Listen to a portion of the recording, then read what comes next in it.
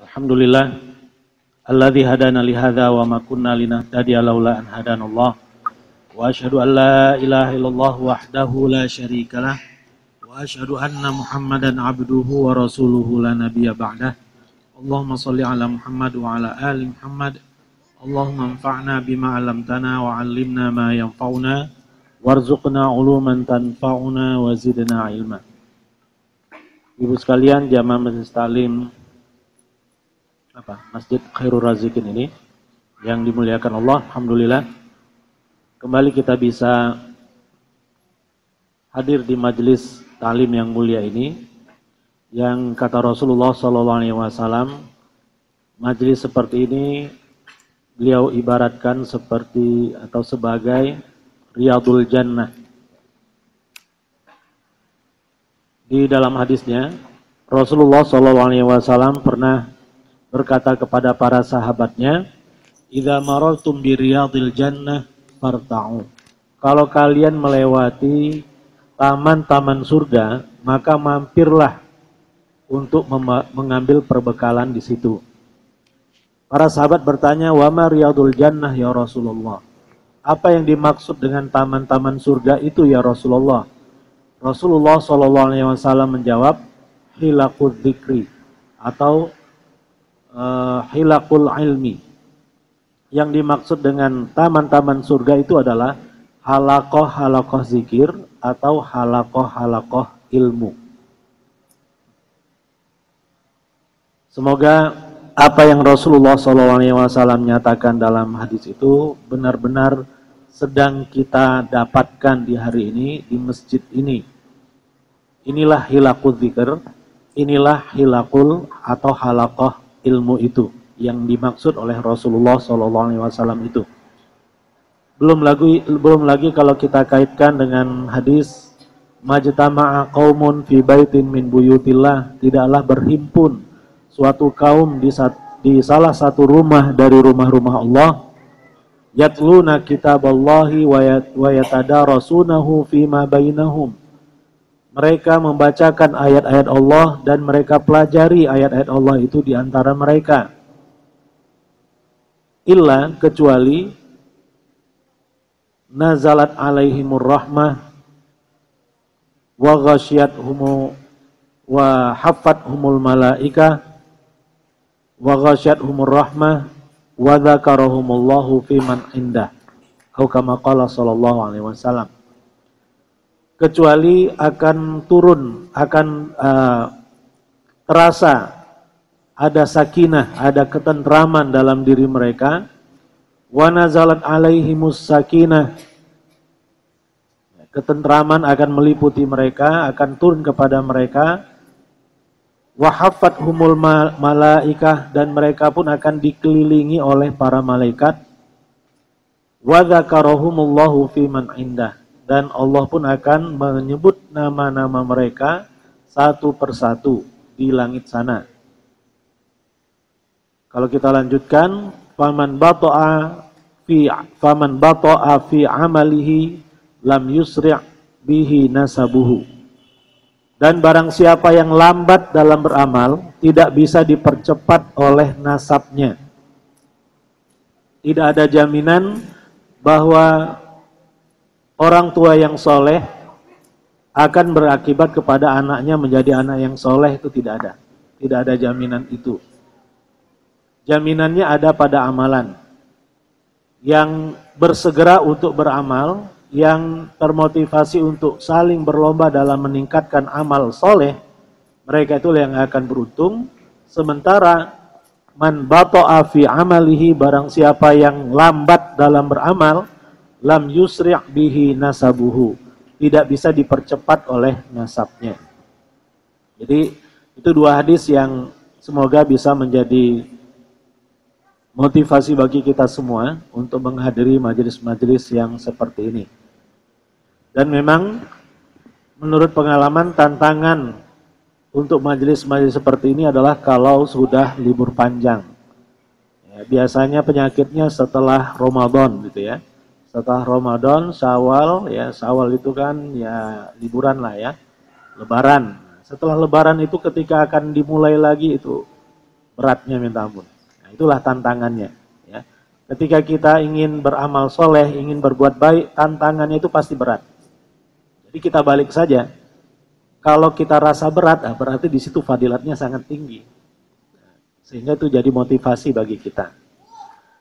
Baik, hari ini kita akan melanjutkan kajian kita ke awal surat Al-Baqarah setelah kita tuntaskan kajian kita dari surat Al-Fatihah. Surat Al-Fatihah adalah surat pembuka sesuai dengan namanya, sekaligus sebagai Ummul Quran, sebagai induknya Al-Quran. Yang namanya induk, dia pasti akan merangkum seluruh apa yang akan dibicarakan di dalam Al-Quran. Dari surat Al-Baqarah sampai surat An-Nas, semuanya sudah terangkum di dalam surat Al-Fatihah. Kisi-kisi utamanya dari isi kandungan Al-Quran adalah surat Al-Fatihah. Allah Subhanahu wa Ta'ala pernah menurunkan 104 kitab suci dan suhuf, lembaran-lembaran suci. Dari sebanyak itu, lembaran suci dan kitab suci yang Allah turunkan, hikmahnya Allah turunkan, Allah himpun di 4 kitab suci, Taurat, Zabur, Injil, dan Al-Quran. Dari 4 kitab suci itu, Allah himpun hikmahnya di dalam 1 kitab suci, yaitu Al-Quran. Dari 114 surat yang ada di dalam Al-Quran, seluruh hikmahnya Allah himpun di 1 surat saja, yaitu surat Al-Fatihah. Dari 7 ayat yang ada di dalam surat Al-Fatihah, Allah himpun hikmahnya di 1 ayat saja, yaitu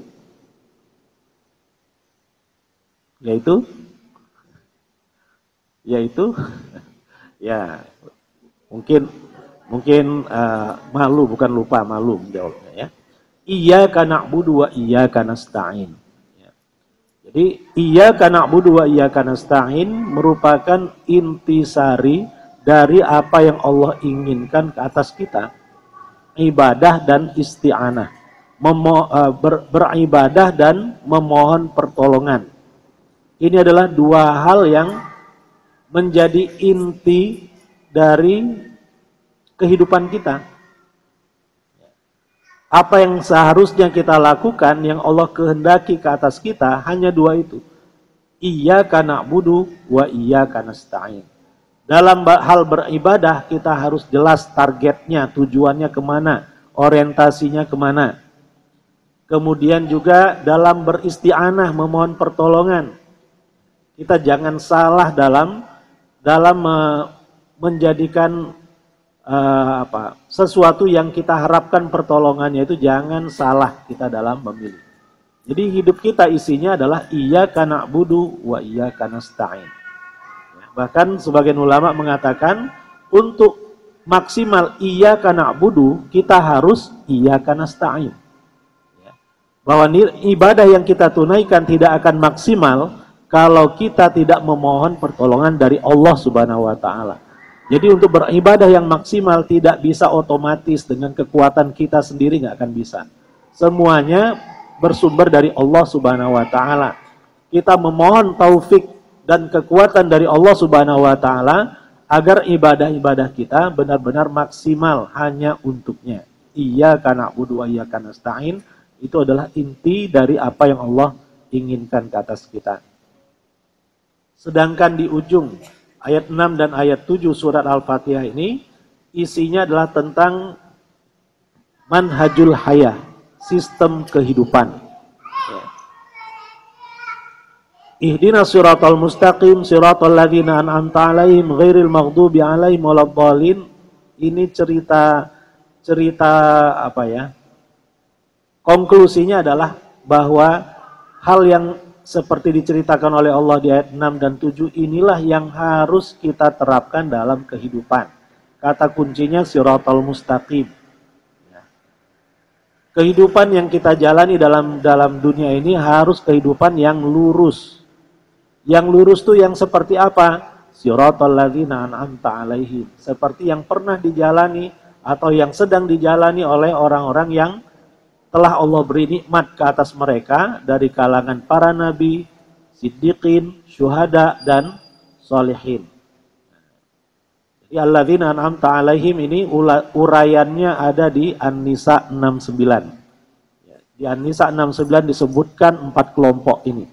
Nabiyin, siddiqin, syuhada, dan sholihin adalah kalangan yang alladzina an'amta alaihim.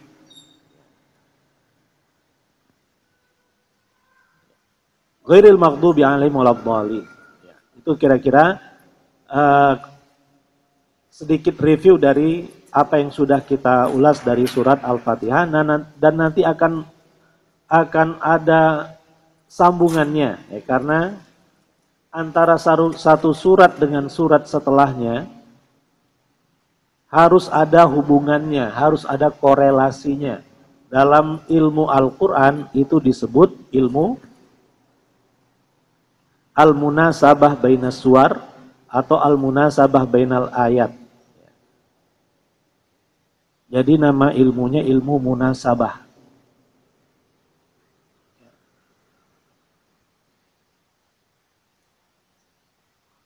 Korelasi, keterkaitan antara satu ayat dengan ayat berikutnya, satu surat dengan surat berikutnya. Kenapa Al-Baqarah letaknya setelah surat Al-Fatihah? Apa hubungannya antara surat Al-Fatihah dengan surat Al-Baqarah? Kenapa bukan Ali Imran setelah Al-Fatihah?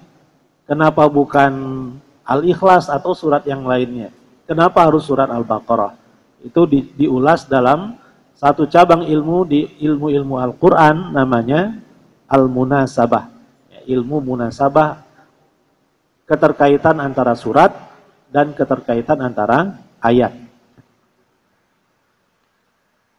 A'udzubillahi minasyaitonirrajim. Bismillahirrahmanirrahim. Alif Lam Mim. Sebelum sampai ke sini, tentang surat Al-Baqarah dulu. Surat Al-Baqarah kenapa dinamakan surat Al-Baqarah? Allah Subhanahu wa taala menamakan surat itu dengan cerita yang terkesan di dalamnya. Yang terkesan di dalam surat Al-Baqarah ini adalah cerita tentang Baqarah. Ketika Bani Israel diperintah oleh Nabi Musa untuk menyembelih seekor sapi, ya, antadbahu baqarah qalu atattakhiduna huzwa. Kemudian mereka bertanya, sapi itu bagaimana, warnanya apa, dan seterusnya. Jadi dari cerita itulah maka surat ini dinamakan surat Al-Baqarah.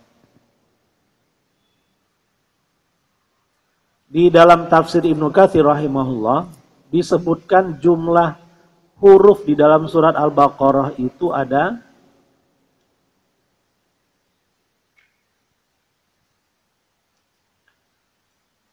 25 alfan,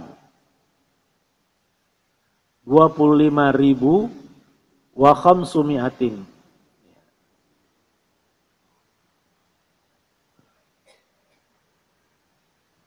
Gimana nih? Khamsatun wa ishruna alfan itu 25.000. 25.500 huruf yang ada di dalam surat Al-Baqarah. Ya.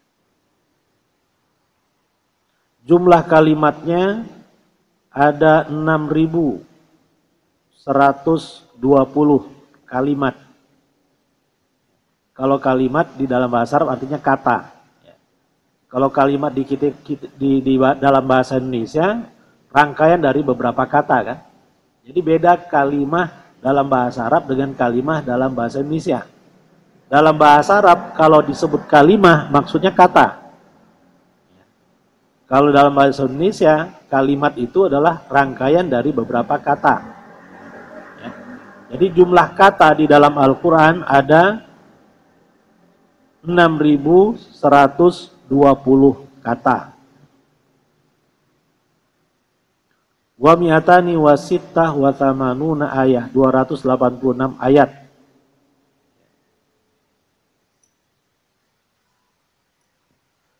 Tentang jumlah ayat ini perlu kita ketahui juga ada perselisihan pendapat di antara ulama.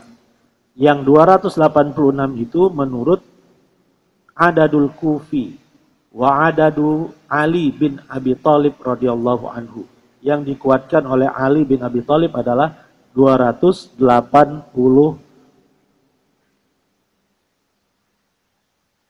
Di sini malah ya 286 ayat. Mi'atani wa sittah wa samanun. 286 ayat. Dan itu juga yang ada di mushaf kita, 286 ayat.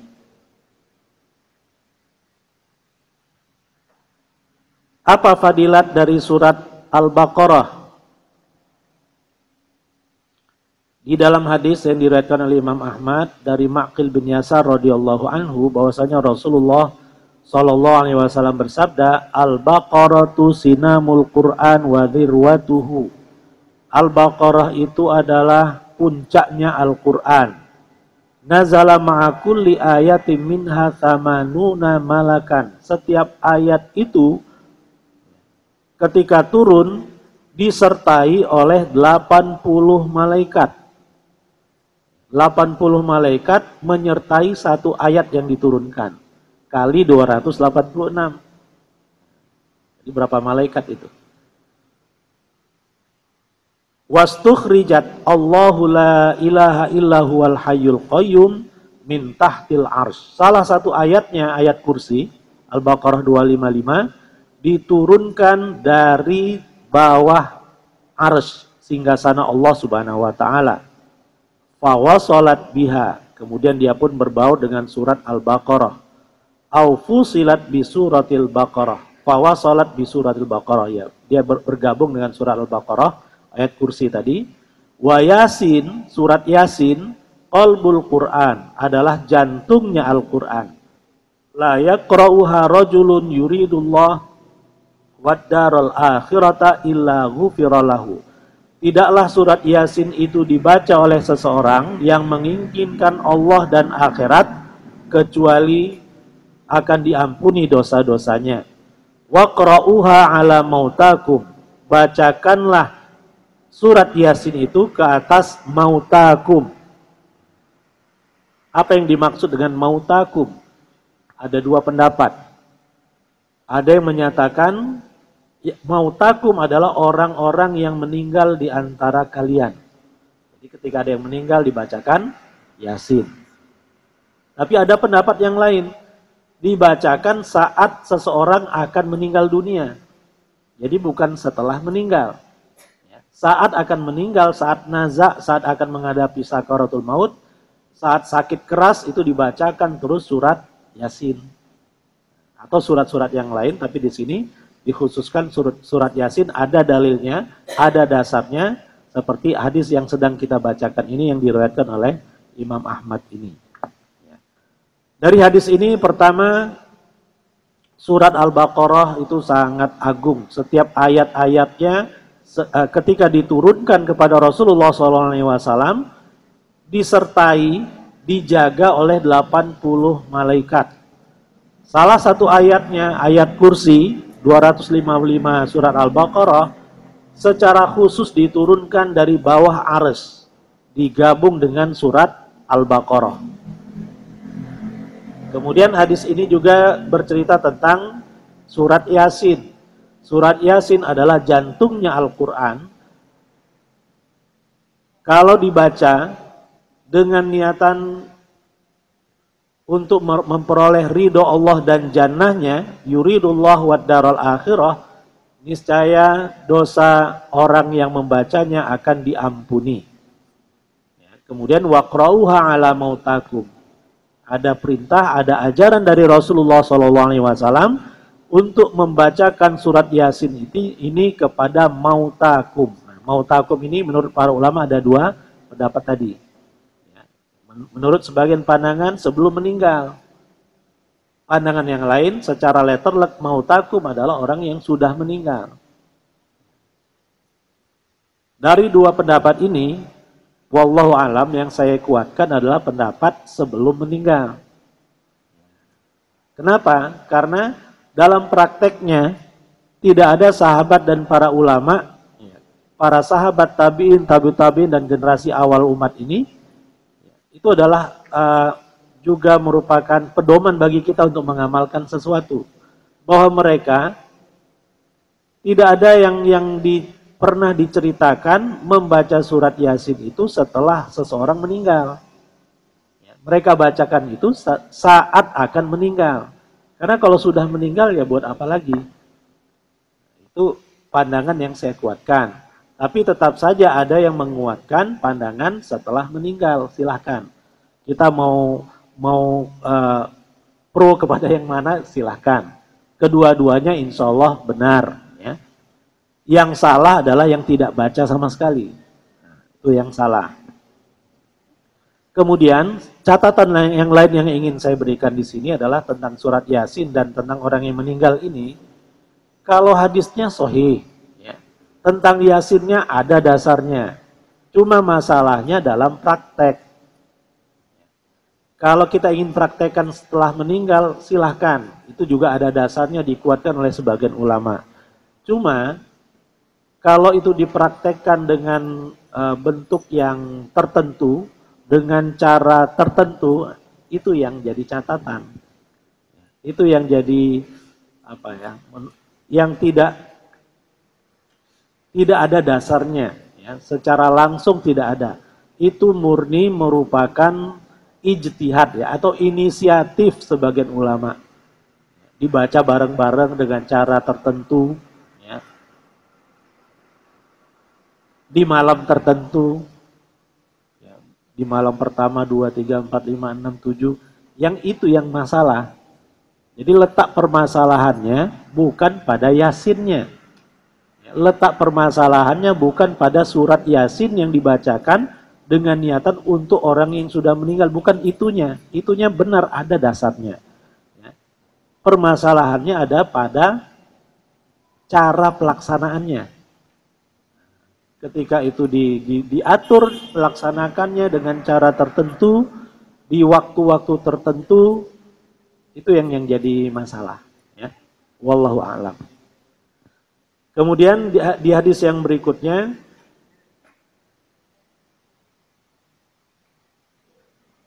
Iqra'uha ala mautakum. Nah, ini masih Yasin juga ternyata ya. Dari Abdullah bin Mubarak, dari Sulaiman At-Taimi, dari Abi Uthman, dari ayahnya, dari Maqil bin Yasar, bacalah Yasin itu ke atas mautakum. Ulasan mauta sama dengan yang tadi.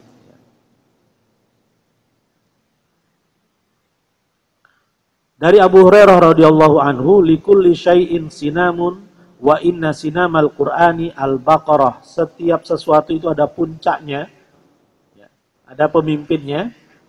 Dan puncak dari Al-Quran itu adalah surat Al-Baqarah. Wa fiha ayatun hiya sayyidatun. Sayyidatu ayil Quran. Ayatul kursi. Dan di dalam surat Al-Baqarah itu ada satu ayat yang menjadi tuannya Al-Quran. Majikannya Al-Quran. Pemimpinnya Al-Quran. Yaitu surat atau ayat kursi. Jadi di dalam surat Al-Baqarah ini, pemimpinnya adalah ayat kursi. Di hadis yang lain dari Abu Hurairah radhiyallahu anhu, la taj'alu buyutakum quburan. Janganlah kalian jadikan rumah-rumah kalian seperti kuburan. Fa innal baital ladzi yuqra'u fihi suratul Baqarah la yadkhulu syaitan. Sesungguhnya rumah yang dibacakan di dalamnya surat Al-Baqarah tidak akan dimasuki oleh setan. Jadi seakan-akan Rasulullah SAW ingin mengatakan dan mengajarkan kepada kita bahwa rumah yang tidak pernah dibacakan surat Al-Baqarah di dalamnya itu seperti kuburan. Ya. Jadi rumah harus pernah kita bacakan surat Al-Baqarah di dalamnya setiap hari lebih bagus. Atau sesering mungkin. Ya. Jangan sampai tidak pernah sekalipun dibacakan surat Al-Baqarah atau Al-Quran di dalam rumah kita. Rumah yang tidak pernah dibacakan Al-Quran di dalamnya, secara khusus rumah yang tidak pernah dibacakan surat Al-Baqarah di dalamnya, laksana kuburan. Itu kesimpulan kita pertama dari hadis ini. Kesimpulan kedua, kuburan bukan tempat kita baca Al-Quran. Jadi tidak ada ceritanya kita baca Al-Quran di kuburan. Kalau ingin baca Al-Quran ya di rumah. Ya.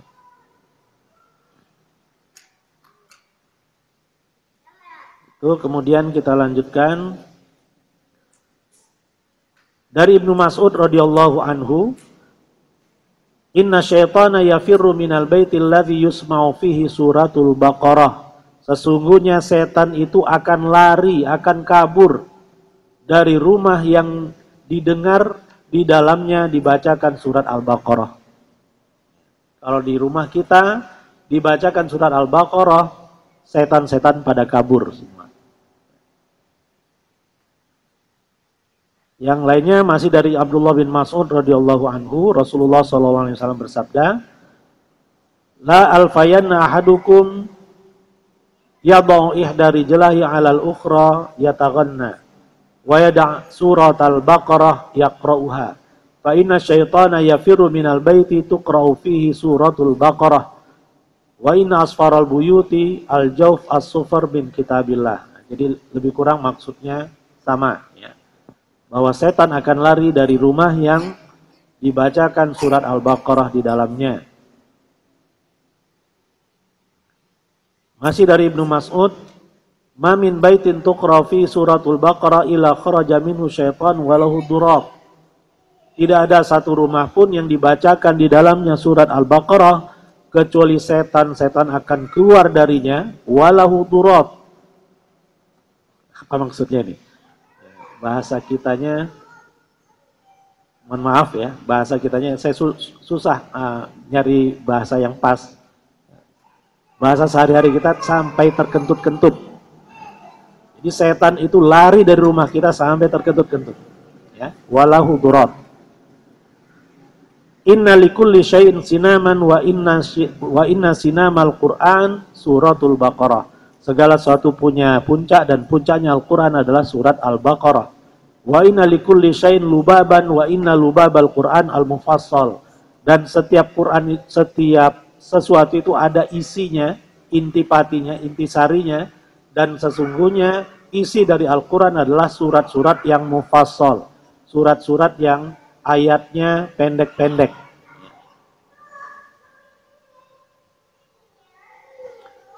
Kemudian Abdullah bin Mas'ud radhiyallahu anhu juga berkata, barang siapa yang membaca 10 ayat dari surat Al-Baqarah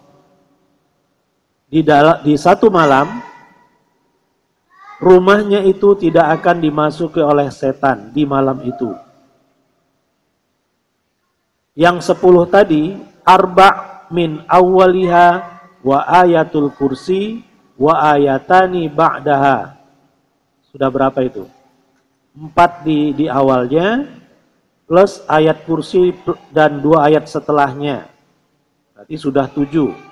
Dan 3 ayat di akhir Al-Baqarah. Lillahi ma fis samawati. Ya. Dan seterusnya kan 3 ayat. Jadi totalnya 10. Ibnu Mas'ud radhiyallahu anhu menyatakan itu, kalau 10 ayat itu dibacakan di rumah kita, nah ini masih ada lanjutannya, lam yuqarribhu wala ahlahu yauma idzin syaitanun wala syai'un yakrahu wala yaqra'ani ala majnunin illa wala yuqra'ani ala majnunin illa afaq. Jadi setan-setan akan pergi dari rumah kita kalau 10 ayat itu kita baca di setiap malam. Dan kalau ayat itu dibacakan kepada orang yang majnun, apa arti majnun, Bu? Majnun dari kata jin. Majnun berarti orang yang kerasukan jin. Tidaklah ayat itu dibacakan di hadapan orang yang majnun, orang yang kerasukan jin, kecuali dia pasti akan sadar. Dari Sahal bin Sa'ad radhiyallahu anhu, Rasulullah SAW bersabda, inna likulli syai'in sinaman wa inna sinamal Qur'an Al-Baqarah, sama seperti tadi. Man qara'ah fi baiti lailatan lam yadkhulhu syaitan salasa layalin. Ini ada tambahan lagi. Kalau kita baca surat Al-Baqarah itu di satu malam, setan tidak akan mau menghampiri rumah kita selama 3 malam. Wa man qara'aha fi baitihi naharan lam yadkhulhu syaitanu salasata ayyamin. Kalau kita bacakan di satu siang, setan tidak akan menghampiri rumah itu sampai 3 siang. Jadi besok sampai 3 siang berikutnya dia tidak akan masuk, tidak akan menghampiri rumah kita. Setan yang dimaksud di sini adalah setan-setan pengganggu ya, yang suka merasuk, setan-setan yang jenis itu. Bukan setan-setan yang menggoda. Kalau setan-setan yang menggoda kita untuk melakukan atau tidak melakukan sesuatu, itu sudah akrab dengan kita. Ya, sebagaimana malaikat pencatat itu sudah ada di dekat kita dimanapun kita berada. Jadi ada istilah malaikat, ada istilah setan. Satu tempat seperti majelis seperti ini akan dihampiri oleh malaikat. Malaikat yang dimaksud adalah malaikat yang identik dengan rahmat Allah Subhanahu wa taala. Ya, kalau mereka mampir atau turun ke tempat-tempat tertentu, itu pertanda bahwa rahmat Allah sedang turun di tempat itu. Dan kalau maksiat dilakukan di tempat itu, malaikat itu tidak akan hadir di tempat itu. Tapi apakah kalau ada orang bermaksiat, berarti malaikat menjauh dari diri dia? Iya, yang dimaksud malaikat adalah malaikat rahmat. Sedangkan malaikat yang nempel dengan dirinya itu tetap, malaikat pencatat amal itu tetap berada di sisinya, dimanapun dia berada, apapun yang dia lakukan. Jadi yang dimaksud malaikat di situ adalah malaikat rahmat, sebagaimana yang dimaksud dengan setan di sini adalah setan pengganggu. Bukan setan yang memang sudah nempel dengan diri kita masing-masing. Ya, setiap diri kita ditempeli oleh setan. Ya, atau namanya istilahnya korin. Ya, hanya Rasulullah SAW sajalah yang korinnya tidak akan membisikkannya kecuali yang baik-baik saja. Ya, kalau korin kita macam-macam yang dibisikkan. Udah ngapain datang ke majelis taklim? Sini aja enak. Ya, nonton sinetron kan enak. Nah, jadi bisikan-bisikan itu muncul dari setan yang memang melekat dalam diri kita. Mau di masjid kita, dia tetap ada. Nggak, kita baca surat Al-Baqarah berkali-kali, dia nggak akan pergi. Dia tetap nempel dengan kita. Nah, jadi ini yang perlu kita pahami. Antara malaikat rahmah atau setan yang kita ungkap sejak tadi, setan di sini adalah setan pengganggu, bukan setan yang sudah punya tugas tertentu.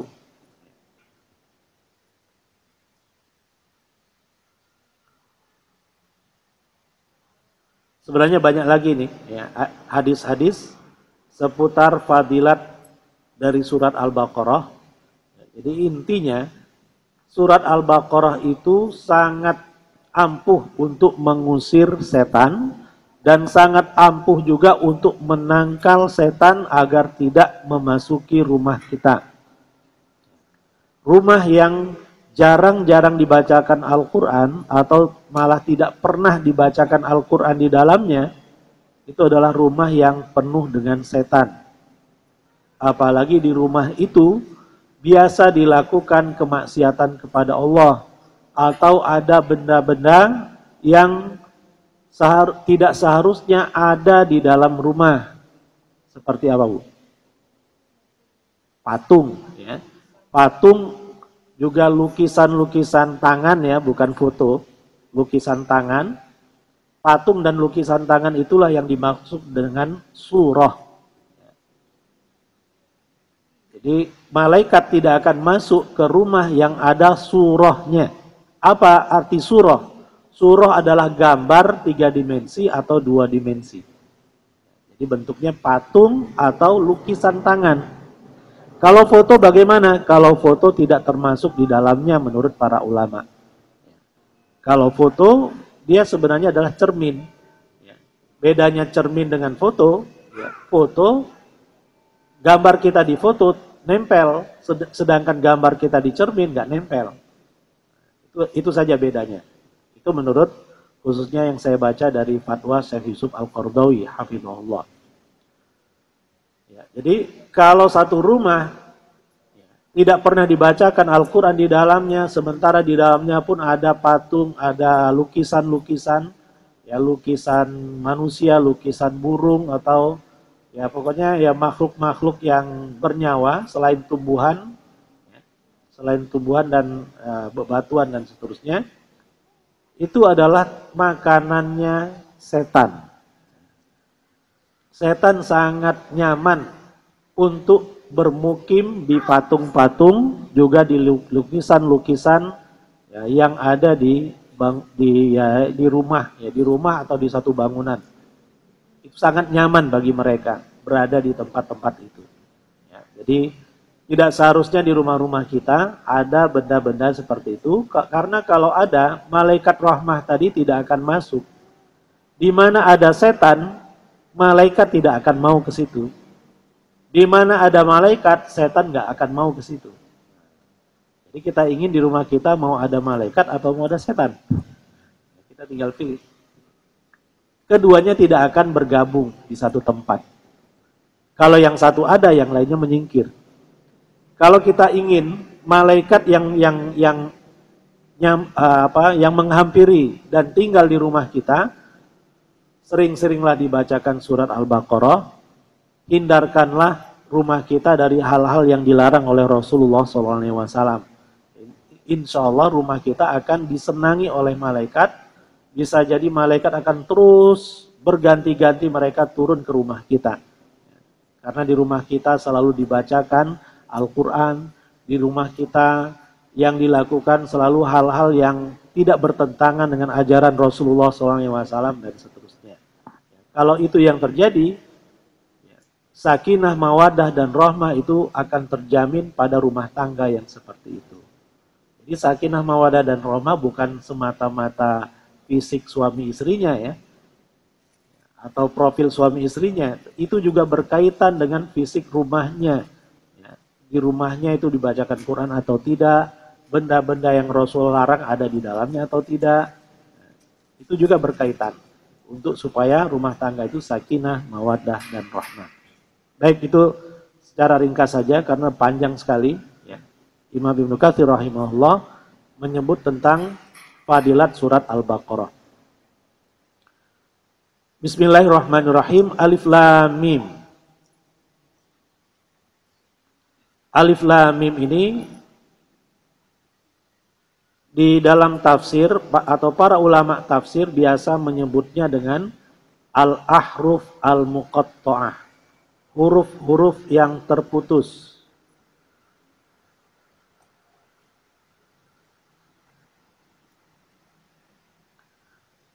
Apa arti alif lam mim?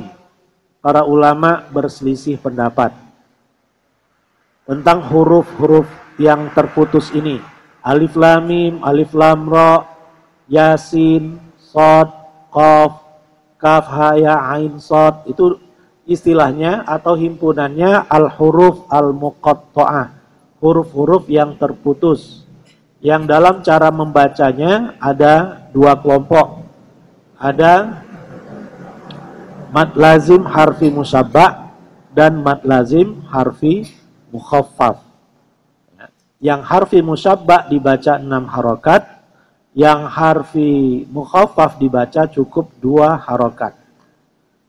Yang mukhaffaf atau yang musyabba dulu, hurufnya naquso asalukum.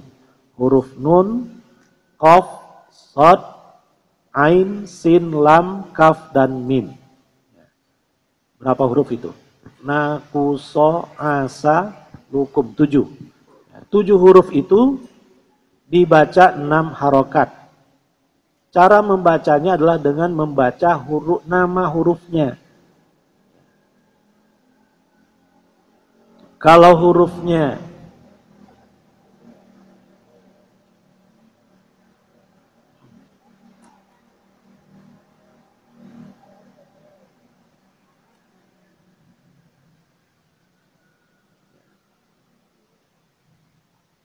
Dari 5 huruf ini yang dibaca 6 harokat yang mana?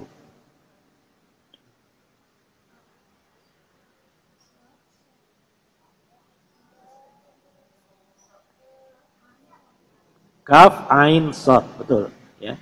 Jadi kalau kaf, ain, shad dibaca 6 harokat. Ini di awal surat Maryam. Sedangkan ha dan ya dibaca cukup 2 harokat saja. Kaf, ha, ya, ain, shad. Nah, jadi kaf, ain, shad dibaca 6, ha, ya dibaca 2. Cara membacanya adalah dengan membaca nama hurufnya, bukan kahaya aso. Ya, ternyata tidak sedikit juga yang membaca seperti itu. Berarti dia belum pernah belajar tajwid sejak kecil. Kahaya aso itu tidak seperti itu. Kaf, ha, ya, ain, shad. Ya. Kalau yang dibaca 2 harokat, huruf-hurufnya apa ininya? Apa seperti nakusu asalukum tadi. Hayun tahura, ya. Hayun tahura. Ha, ya,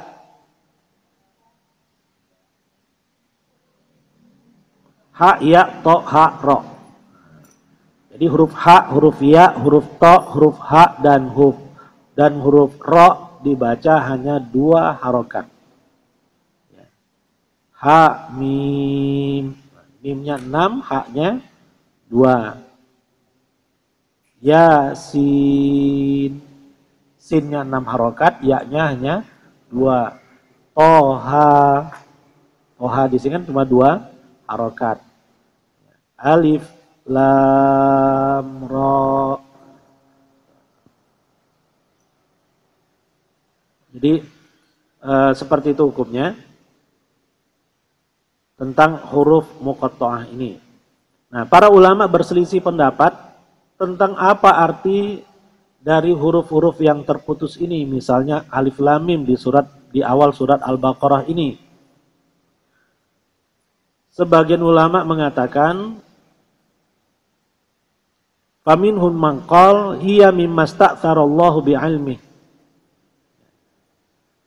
Artinya hanya Allah yang tahu.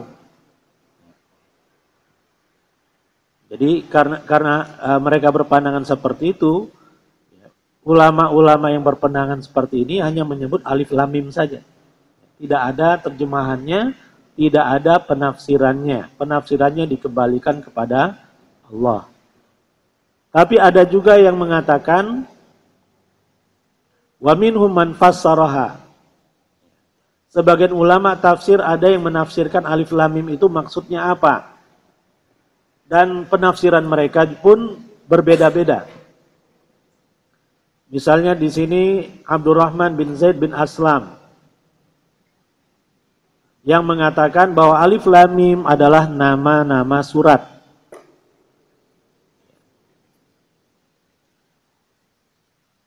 Kemudian dari Abu Hurairah radhiyallahu anhu bahwasanya Rasulullah SAW kana yaqra'u fi sholati subhi yaumal jum'ah alif lam mim as-sajdah wa hal ata 'alal insan. Jadi alif lam mim itu adalah nama surat menurut sebagian ulama. Sufyan Ats-Tsauri rahimahullah dari Mujahid, ya, asal usul ilmu ini dari Mujahid rahimahullah berkata alif lam mim wa ha mim wa alif lam mim shad dan shad fawatihu iftatahallahu bihal Qur'an. Hanya mengatakan bahwa itu adalah pembukaan beberapa surat yang ada di dalam Al-Qur'an. Ada juga yang mengatakan alif lam mim ismun min asma'il Qur'an, adalah nama dari nama-nama Al-Qur'an. Dan seterusnya, ya. Nah, untuk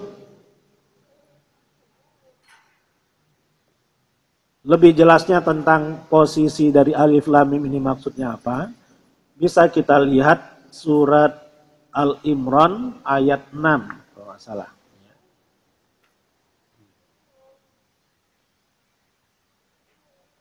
Ayat 6 awalnya, huwallazi anzala 'alaikal qur'ana minhu ayatum muhkamatun hunna ummul kitab wa ukhra mutasyabihat. Fa ammal ladzina fi qulubihim zayghun fayattabi'una ma tasyabaha minhu ibtigha'al fitnati wa ibtigha'a ta'wili wa ma ya'lamu ta'wilahu illallah. Di ayat 6 atau 7 itu.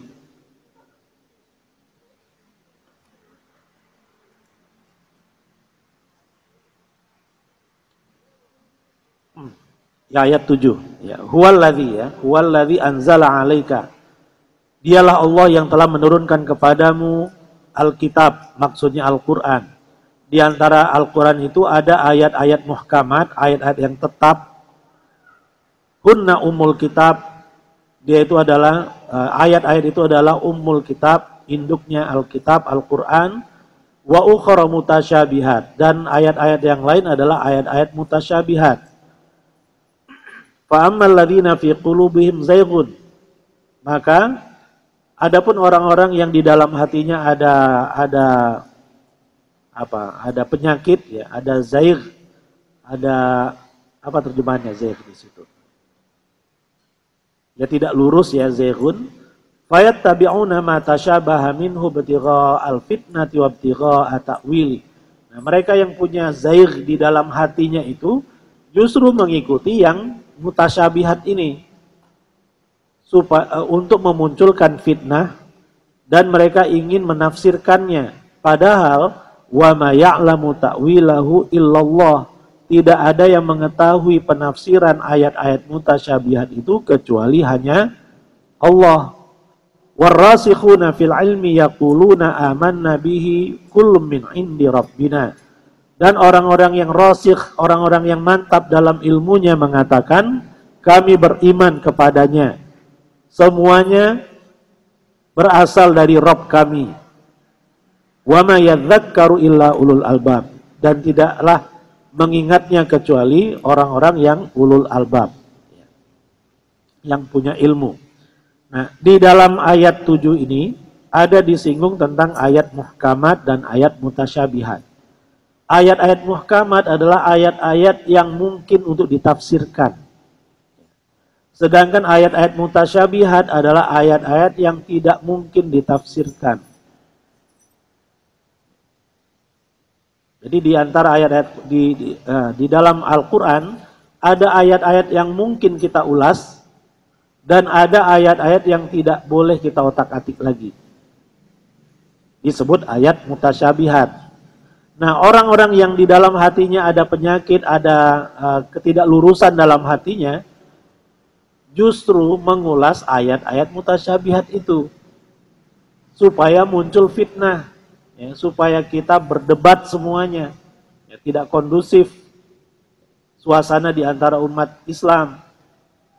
Padahal wa ma ya'lamu ta'wilahu illallah. Ayat-ayat mutasyabihat itu tidak diketahui penafsirannya kecuali hanya oleh Allah. Sedangkan orang-orang yang rasikh dalam ilmunya mengatakan kami beriman kepadanya, semuanya ada atau berasal dari sisi Tuhan kami.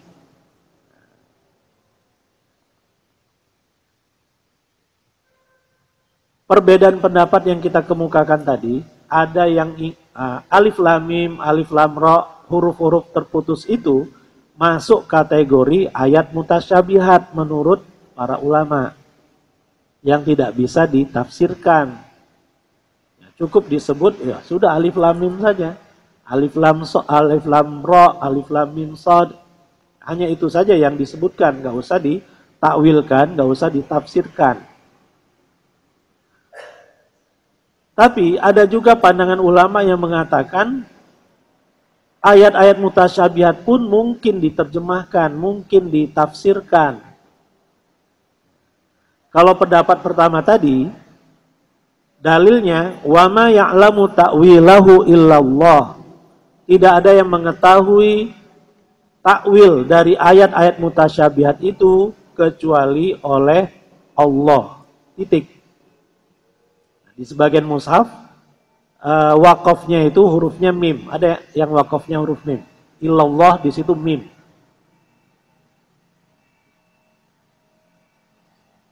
Tanda wakafnya apa di situ? Mim.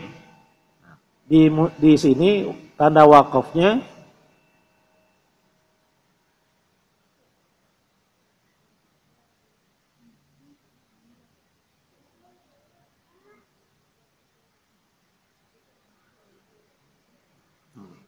mim ya. Ya, berarti itu yang mazhabnya mazhab yang mengatakan ayat mutasyabihat tidak ada seorang manusia pun yang mengetahuinya. Wakafnya pakai mim. Kalau yang di sini wakafnya pakai qola, al-waqfu aula. Lebih baik berhenti, dilanjutkan nggak masalah. Ya. Jadi tanda wakaf yang ada di dalam mushaf kita itu berkaitan dengan tafsir, bukan iseng. Ya. Bukan iseng dan bukan untuk ngatur nafas, bukan itu fungsinya. Para ulama kita untuk meletakkan tanda-tanda wakaf di dalam Al-Quran itu berkaitan dengan maknanya, berkaitan dengan penafsirannya. Kalau titik komanya salah ya seperti ini ya. Wa ma ya'lamu ta'wilahu illallah. Kalau mim berarti titik. Ya. Wakaf lazim harus berhenti, wajib berhenti. Kalau qola al-waqfu aula, lebih baik berhenti. Tapi dilanjutkan boleh. Kalau kita lanjutkan, wa ma ya'lamu ta'wilahu illallahu warrasikhuna fil ilmi, berubah artinya. Tidak ada yang mengetahui takwil ayat-ayat mutasyabihat itu kecuali oleh Allah dan orang-orang yang mantap dalam ilmunya. Sama nggak pengertiannya? Beda kan? Kalau yang pertama tadi yang wakaf lazim, tegas dia, illallah, titik. Hanya Allah yang tahu penafsirannya. Tapi ketika itu koma, warrasikhuna fil, itu sudah merubah. Selain Allah, ada juga yang dapat memahami takwil ayat-ayat mutasyabihat itu. Nah, yang kedua ini, yang wakaf qola ini, di antara sahabat yang menganut mazhab ini adalah, atau bisa jadi sebagai tokoh utamanya adalah Abdullah bin Abbas radhiyallahu anhu. Jadi tokoh sahabat juga, bukan orang-orang biasa ini. Abdullah bin Abbas seorang tokoh tafsir utama dari kalangan sahabat yang mengatakan, ana minar rasikhina fil ilmi. Aku di antara orang-orang yang rasikh dalam ilmunya, yang mengetahui takwil ayat-ayat mutasyabihat itu. Jadi beliau mengaku dirinya sebagai orang yang rasikhuna fil ilmi, dan itu bukan takabur. Niatnya bukan takabur, tapi niatnya untuk informasi kepada kita semua. Kapasitas seperti yang beliau katakan memang benar-benar beliau miliki. Di sebagian rujukan tafsir beliau sebutkan alif lam mim itu maksudnya ini. Alif lam itu Allah, mim itu Muhammad. Misalnya ya. Jadi perbedaan pendapat ini sudah ada sejak zaman sahabat. Untuk kita yang sangat-sangat pemula dalam ilmu tafsir, sebaiknya ayat-ayat mutasyabihat ini jangan kita bahas. Tentang alif lam mim ya sudah, kita menganut mazhab yang pertama sajalah. Wallahu a'lam bimuradihi. Hanya Allah lah yang tahu tentang maksudnya. Kalau kita tekun dalam mempelajari tafsir, kita juga punya atau mengetahuilah minimal tentang bahasa Arab, dan kita rasa diri kita sudah cukup mampu untuk memahami Al-Quran walaupun secara letterlek, barulah boleh kita beralih ke pandangan Ibnu Abbas radhiyallahu anhu. Kalau belum seperti itu ya jangan dulu lah. Ya. Kita cari yang aman-aman sajalah. Ya. Yang aman-aman saja itu alif lam mim masuk kategori ayat mutasyabihat yang hanya Allah lah yang tahu penafsirannya itu seperti apa. Termasuk ayat mutasyabihat adalah sifat-sifat Allah. Yadullah fauqa aidihim. Tangan Allah di atas tangan-tangan mereka. Apakah Allah punya tangan?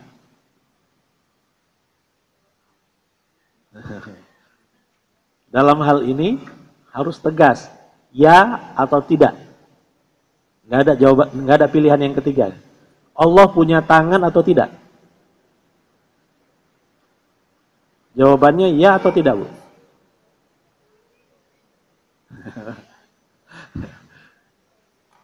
Kita harus yakin, jawabannya ya.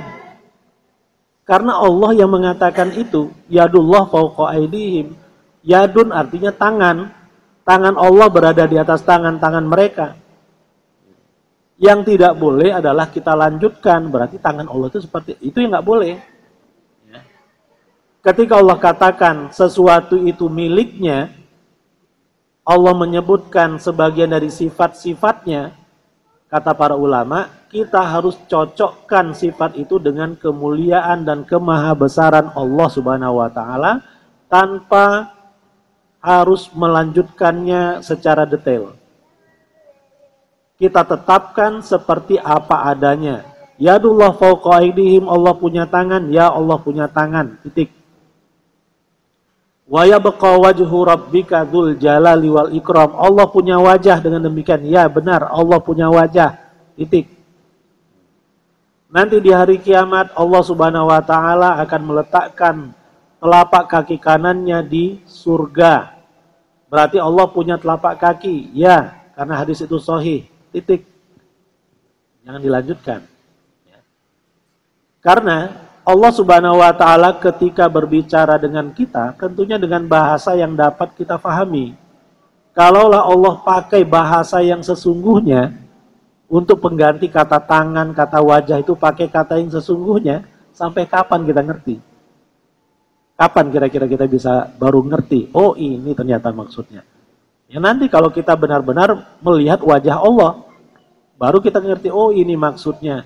Lalu kalau itu maksudnya, kalau itu yang diinginkan, tidak semua manusia bisa bertemu dengan Allah dan melihat wajah Allah di akhirat. Hanya orang-orang yang masuk surga sajalah yang bisa melihat wajah Allah. Lantas untuk apa kata-kata itu disebutkan kalau tidak bisa dimengerti oleh manusia? Jadi Allah ketika berbicara dengan kita tentu dengan kata-kata yang dapat kita fahami. Dengan catatan, karena itu berkaitan dengan Allah, kita kembalikan hakikatnya sesuai dengan kemahabesaran Allah. Jangan kita mirip-miripkan dengan sesuatu yang kita kenal. Ibnu Abbas radhiyallahu anhuma mengatakan, apa-apa yang disebutkan di dalam Al-Quran tentang sifat-sifat surga hanya sekedar pendekatan yang sesungguhnya jauh lebih nikmat dibanding kata-kata itu sendiri. Jadi hanya sekedar pendekatan supaya kita ngerti ya, bahwa di surga ya, tajri min tahtihal anhar, ya, di bawahnya mengalir sungai-sungai. Ya, kita pun membayangkan ya, kalau rumah kita bawahnya dan nggak seperti itu, jauh lebih nikmat, ya, lebih indah dibanding apa yang kita tahu selama ini. Jadi itu beberapa kaedah ya tentang ayat-ayat mutasyabihat. Ayat-ayat mutasyabihat diantaranya adalah huruf-huruf terputus di awal surat, di awal sebagian surat, dan termasuk ayat mutasyabihat sifat-sifat Allah. Ya, itu juga masuk kategori ayat-ayat mutasyabihat yang tidak perlu kita terlalu dalam mengulasnya. Allah bersemayam di atas arsy-Nya. Ya. Ar-Rahman 'alal arsy istawa. Bersemayam di atas arsy-Nya. Arsy artinya singgasana. Ya sudah, itu saja. Allah bersemayam di atas singgasananya. Sudah, titik. Nggak usah dilanjutkan lagi. Karena kalau dilanjutkan justru akan menggoyahkan akidah kita. Seperti orang-orang Mu'tazilah. Gak mungkin Allah bersemayam di atas arsy-Nya. Kalau Allah bersemayam di atas arsy-Nya berarti Allah sudah terikat dengan dimensi. Akhirnya terlalu jauh dalam memikirkan Allah. Tafakkaru fil khalqi wala tafakkaru fil khaliq, kata Rasulullah. Pikirkanlah kondisi makhluk. Jangan pikirkan kondisi zat yang mencipta. Gak akan nyambung kita, gak akan sampai ilmu kita. Ilmu kita cuma sedikit yang Allah berikan. Jadi jangan merasa sudah sangat pintar sehingga Allah pun mau diulas.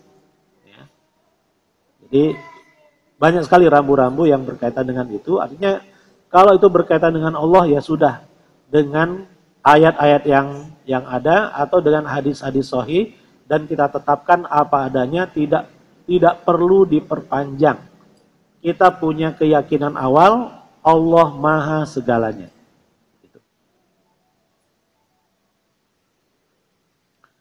Baik, itu kira-kira tentang tafsir Alif Lam Mim.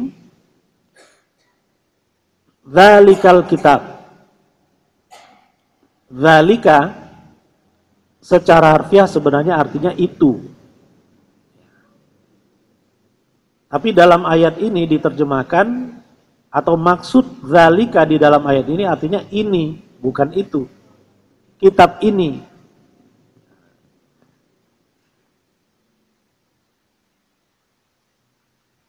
Di dalam bahasa Arab ada nahu, ada sorof, ada balaghah.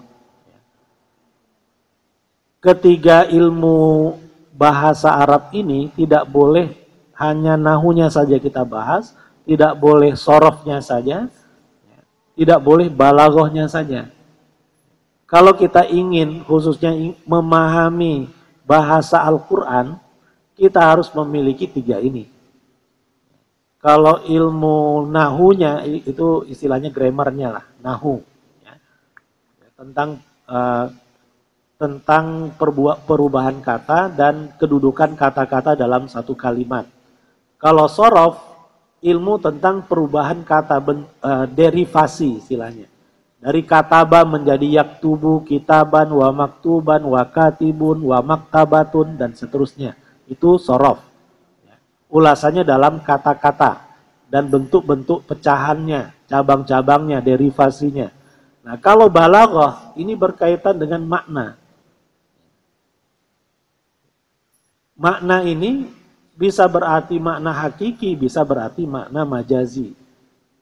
Jadi berkaitan dengan dzauq, ya, berkaitan dengan feeling. Feeling orang yang mempunyai bahasa itu.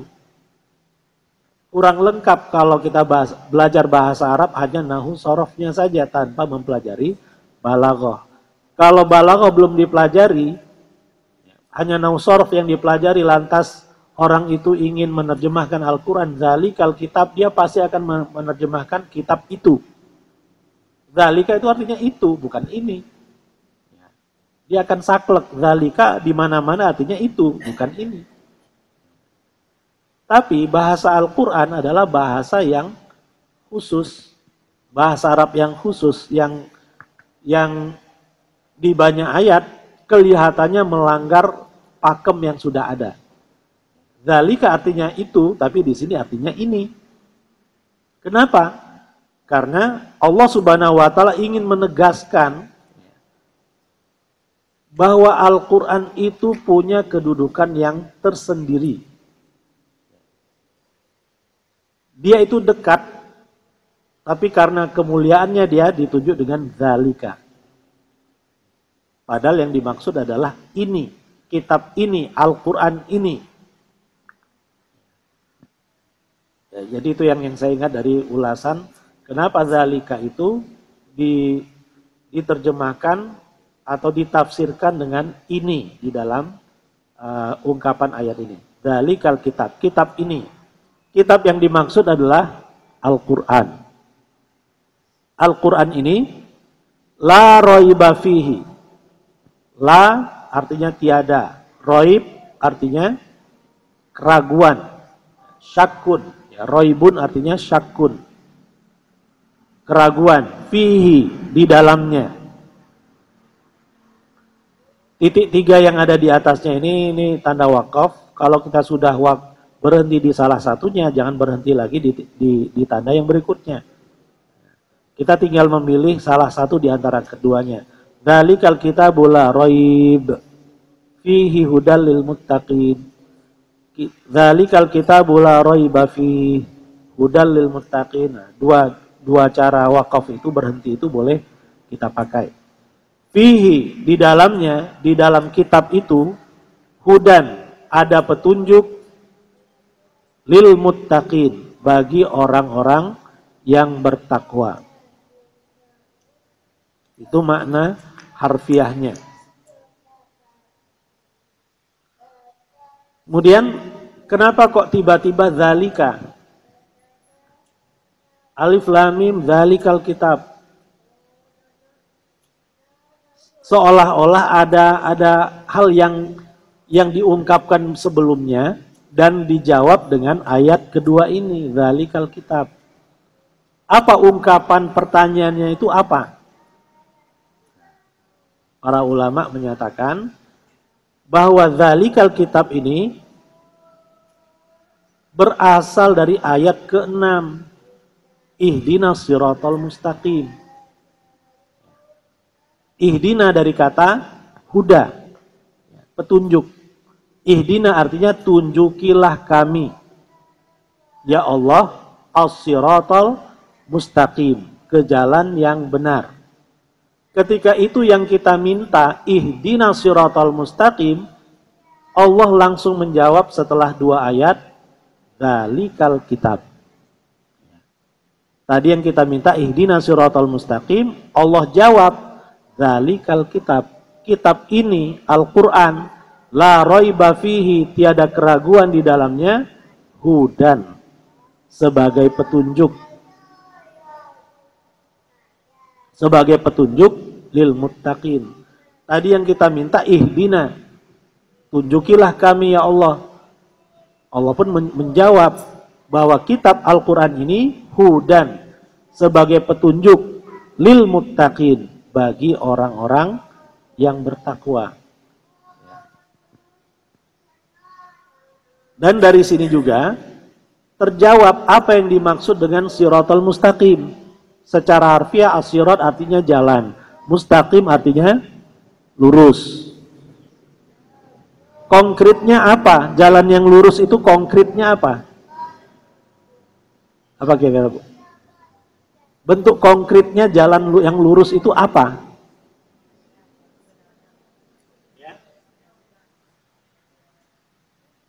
Satu kata, jalan yang lurus itu apa? Satu kata saja. Ya. Menurut ayat kedua ini, jalan yang lurus itu adalah Al-Quran.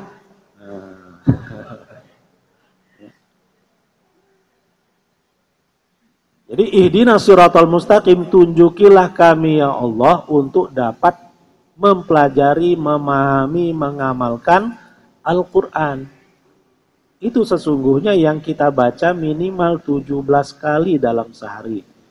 Kalau kitanya sendiri jauh dari Al-Quran, berarti nggak serius kita minta kepada Allah di sholat-sholat kita. Hanya basa-basi saja. Kalau kita serius, seharusnya kita sejak dulu sudah dekat dengan Al-Quran. Tapi nggak ada kata terlambat ya. Insya Allah kita lebih termotivasi lagi untuk lebih dekat dengan Al-Quran. Ya. Jadi inilah penafsiran dari ayat ke-6 surat Al-Fatihah.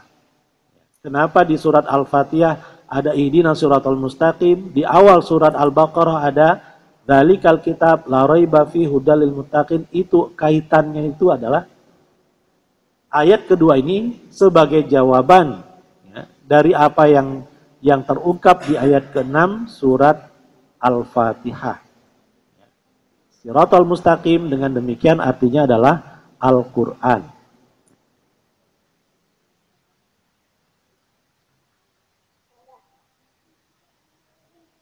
Ya, kita kembali lagi ke surat Al-Fatihah. Ini masih berkaitan dengan Al-Quran tadi. Di dalam tafsir Ibnu Katsir ada 3 penafsiran tentang Shiratal Mustaqim. Yang pertama adalah Al-Quran, yang kedua adalah Al-Islam, yang ketiga adalah mutaba'atur Rasul sallallahu alaihi wasallam, mengikuti sunnah Rasulullah sallallahu alaihi wasallam. 3 istilah yang berbeda tapi maksudnya itu juga. Ya, bahwa Islam berlandaskan Quran dan sunnah. Al-Quran adalah salah satu dasar landasan al-Islam yang dirinci oleh sunnah. Sunnah salah satu dasar Islam yang memerinci Al-Quran. Jadi 3 istilah yang kelihatannya berbeda, tapi maksudnya itu juga. Tapi kalau spesifiknya, ya, Shiratal Mustaqim adalah Al-Quran. Shiratal ladzina an'amta 'alaihim ghairil maghdubi 'alaihim waladdallin. Alladzina an'amta 'alaihim sudah kita sebutkan tadi, penafsirannya ada di An-Nisa 69. Tentang siapa yang Allah beri nikmat itu adalah Nabiyin, Siddiqin, Syuhada, dan Sholihin. Tapi sifatnya belum disebutkan di situ. Ya. Ghairil maghdubi alaihim, bukan jalannya orang-orang yang dimurkai. Yang dimurkai adalah, dalam penafsirannya yang dimurkai adalah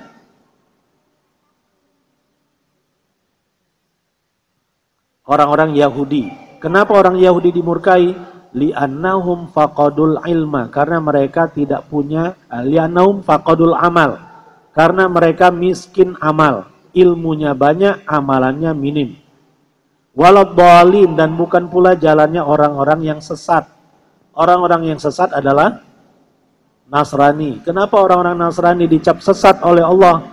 Li'annahum faqadul ilma, karena mereka tidak punya ilmu dari banyak amalan yang mereka tunaikan. Kebalikan Yahudi tadi. Yang kita inginkan adalah alladzina an'amta alaihim, bukan yang maghdub, yang banyak ilmu tidak diamalkan, bukan juga dhalin, yang banyak amal tapi tidak jelas ilmunya. Berarti alladzina an'amta alaihim sifatnya, bagaimana kriteria alladzina an'amta alaihim ini? Mereka-mereka yang rajin beramal dan amalan mereka berlandaskan ilmu yang jelas. Nah, pernyataan yang terakhir inilah yang disebut dengan tadabbur. Di dalam tafsir tidak kita temukan, tapi kita bisa mengaitkan. Dalam tafsir disebutkan al-maghdub alaihim adalah Yahudi yang banyak ilmu tapi miskin amal. Ad-dhalin adalah Nasrani yang banyak amal tapi tidak jelas ilmunya. Berarti alladzina an'amta alaihim adalah mereka yang rajin beramal dan amalan mereka berlandaskan ilmu yang jelas. Kita ingin dibimbing oleh Allah seperti mereka. Bukan hanya sekedar beramal, tapi amalan kita terkonfirmasi ilmunya. Salat kita, puasa kita, zakat kita, dan seterusnya semuanya jelas. Ketika kita berdoa, ketika kita mengamalkan amalan-amalan sunnah, kita tahu dasarnya apa. Kita ingin seperti itu. Bukan orang yang ikut-ikutan, temannya melakukan itu, dia pun ikut. Ditanya, kenapa mengamalkan ini? Karena memang di sini banyak melakukan ini.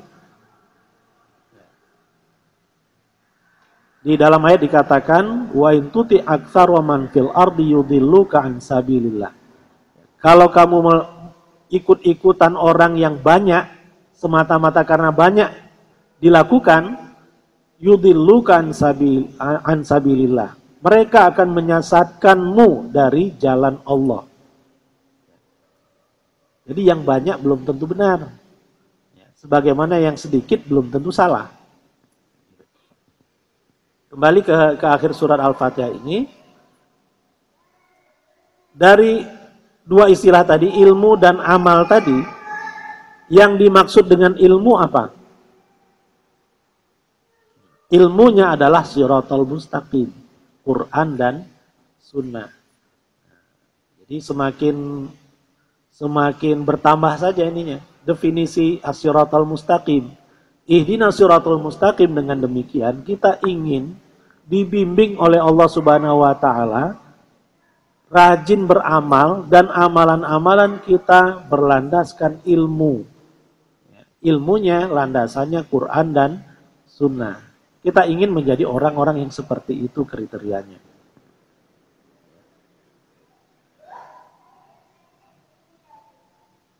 Dzalikal kitabul la raiba fihi hudal lil muttaqin. Kalau di rangkaian ayat puasa, Syahrul Ramadan alladzi unzila fihil Qur'an, terus hudal linnas. Kalau di ayat itu 185 surat Al-Baqarah, Allah sebut di situ hudal linnas. Al-Qur'an adalah petunjuk bagi manusia. Di ayat ini hudal lil muttaqin, lebih khusus lagi. Bukan hanya manusia, tapi bagian dari manusia yang kualifikasinya adalah orang-orang yang bertakwa. Secara umum, Al-Quran adalah hudal linnas, petunjuk bagi manusia.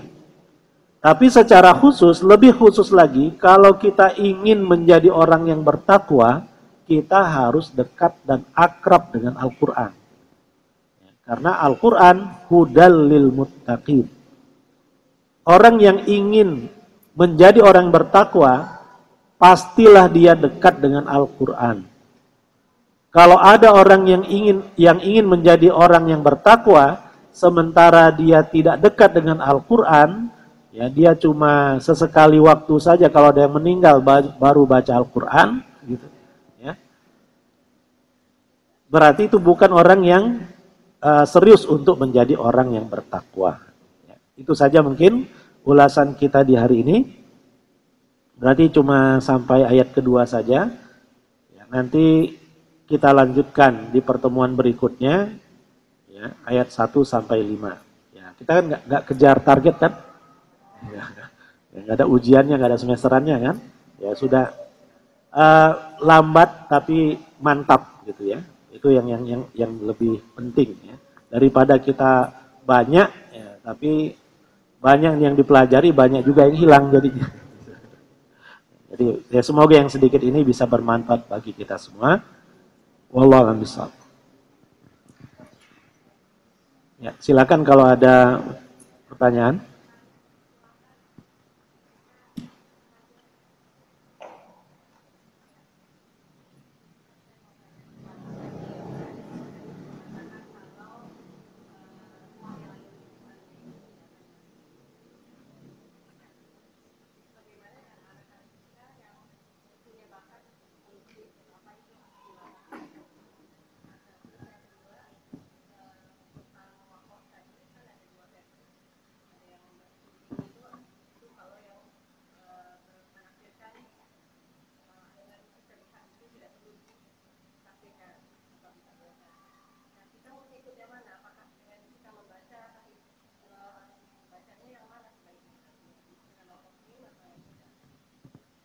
Baik, jazakillah khairan.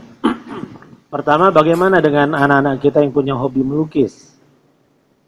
Ya.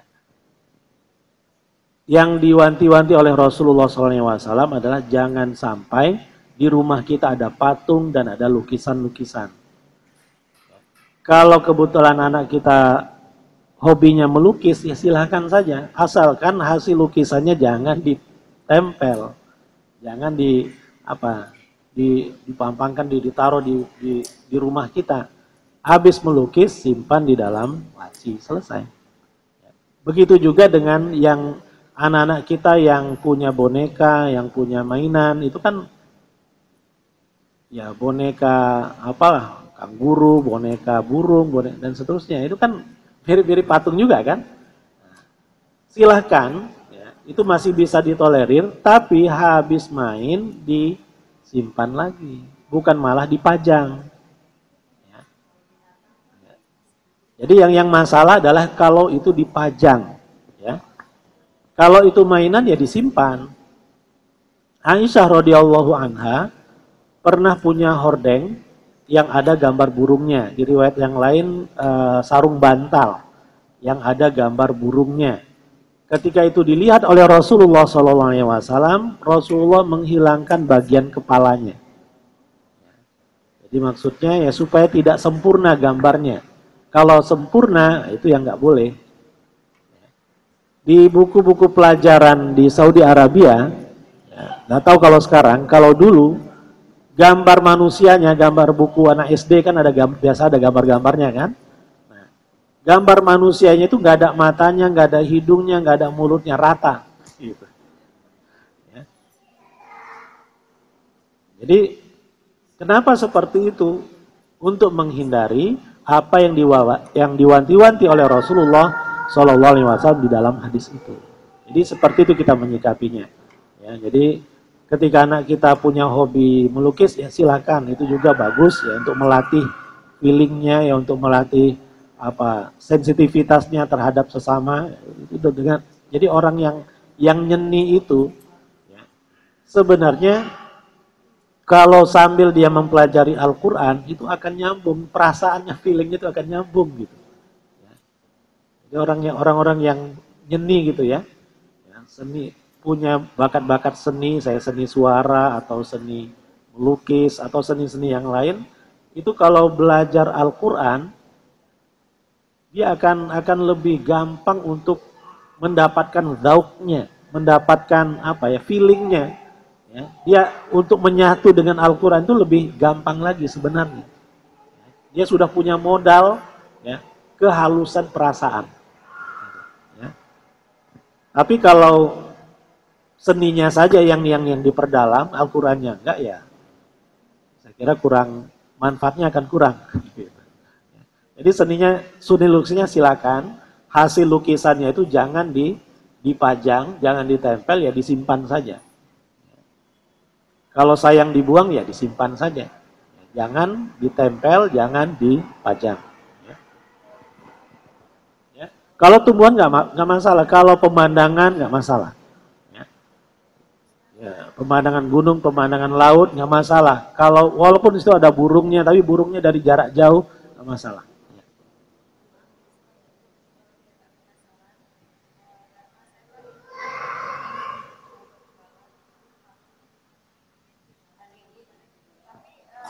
Oh, manekin, ya.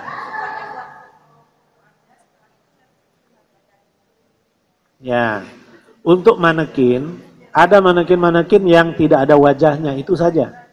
Nah, ada juga yang nggak ada kepalanya kan, tapi kalau mau jual jilbab ya susah juga ada kepalanya. Ya. Pakai kepalanya nggak apa-apa, tapi nggak ada mukanya, nggak ada matanya, nggak ada hidungnya, ya nggak ada mulutnya. Yang seperti itu kan ada juga kan, yang polos. Yang polos kan ada, yang seperti itu saja yang dipilih. Jangan dipilih yang lengkap seperti layaknya manusia. Itu persis seperti hukum patung gitu. Ya. Dan satu lagi, di dalam hadis Rasulullah ada menyinggung tentang hukum jual beli patung. Ya. Bahwa harga patung itu nggak halal. Bagaimana dengan harga manekin? Nah, gitu. Jadi itu perlu kita pertimbangkan lah. Ya. Kita pertimbangkan. Makanya kalau kita kurang ilmu, takutnya apa yang kita lakukan itu akan bersalahan semua. Ya. Apalagi kalau sudah terlanjur, itu untuk berhenti itu susah. Jadi disitulah posisi ilmu ya dalam Islam itu di situ, supaya ketika kita bersikap tidak salah kaprah. Ya.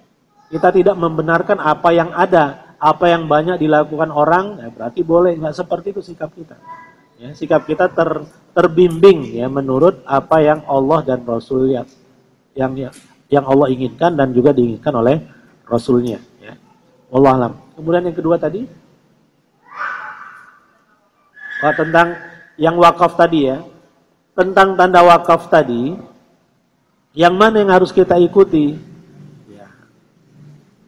Kalau memang wakafnya seperti yang mushafnya seperti yang kita tampilkan tadi, ilallahnya al-waqfu aula, bukan mim. Kalau seperti ini di mushaf kita silahkan lanjut, nggak masalah.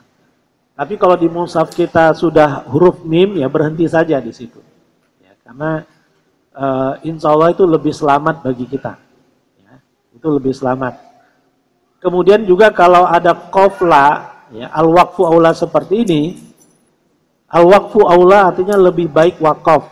Ya sudah diikuti saja, lebih baik wakaf ya wakaf saja. Ya, karena keterbatasan kita tentang maksud kenapa harus lebih baik berhenti ini kenapa? Kita nggak ngerti. Ya sudah kita sikoh sajalah sama pencetak Al-Quran ini. Ya. Yang mencetak Al-Quran ini ya tentunya sudah melalui pemeriksaan ya. Jadi diperiksa berkali-kali letak wakafnya, harokatnya dan seterusnya itu sudah diperiksa berlapis-lapis. Baru naik cetak. Kalau sudah naik cetak kita baca ya kita tinggal mengikuti panduan atau rambu-rambu yang ada. Kalau dia wakafnya seperti ini, al-waqfu aula qala, ya hendaknya kita berhenti di situ. Ya. Apalagi kalau wakafnya mim. Mim artinya titik, lazim, wajib kita berhenti di situ, kita tidak lanjutkan bacaan kita. Wallah. Silakan kalau ada.